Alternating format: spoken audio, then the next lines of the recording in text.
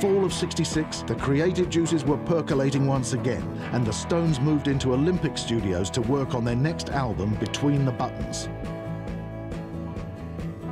Jagger's musical life began to take on a new flair after meeting girlfriend Marianne Faithfull at a birthday party.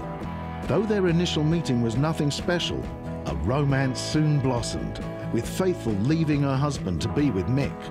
Marianne had a tremendous influence on Mick. She had an influence for the better. She was one of the muses of this scene. We started hanging out with Marianne, lusting after her, and we all, to some extent, fell more or less in love with her. She was like always very extravagant as well. That's what I liked about her, very, very extravagant, and she still is, you know. Between Anita Pallenberg and Marianne Faithfull introduced them to this whole, you know, jeunesse dorée and all these kind of decadent people in London and art dealers and filmmakers, and it made them into a different kind of group. I mean, they suddenly were of a kind of mythic status. By now, the Stones had outgrown their R&B teen act, transforming into a more sophisticated band. In the 4 years since their formation, the Stones had gradually escalated their assault on middle-class values. The press, in turn, escalated their assault on the band's reputation.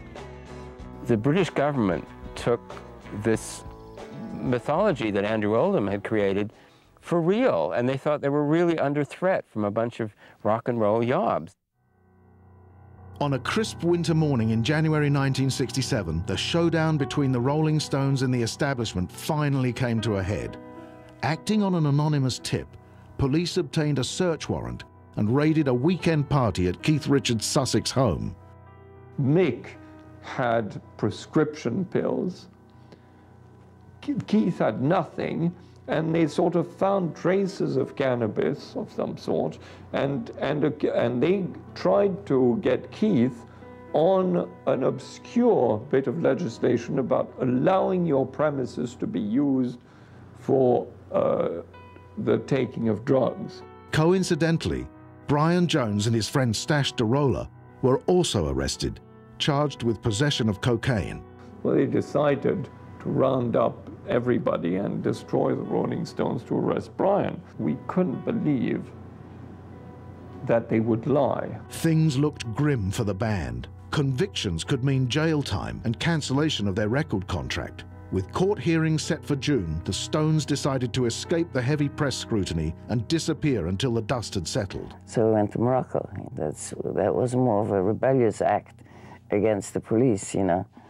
And that was actually quite a trip, really. It ended up very badly, because by then Brian had become very abusive and very kind of envious, and Keith couldn't bear the way Brian treated me, you know. So when we got to Morocco, Brian, one day, he got ordered from the hotel, from room service, this massive tray of sandwiches, and just threw it at me, you know, and like Keith kind of says, fuck this, let's go. I'm not gonna leave you with this kind of guy here.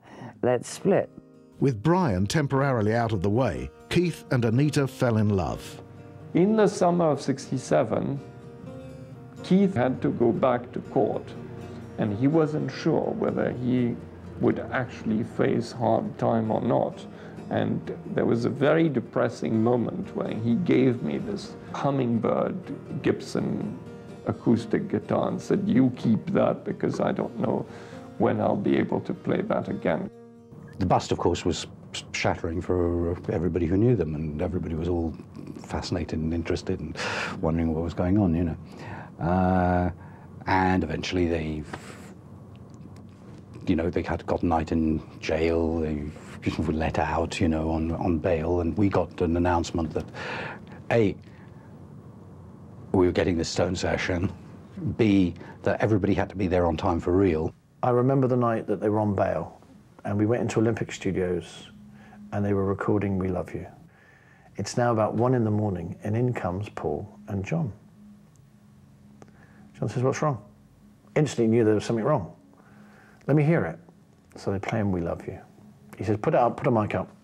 Goes out there, and he does the falsetto, and the record came alive.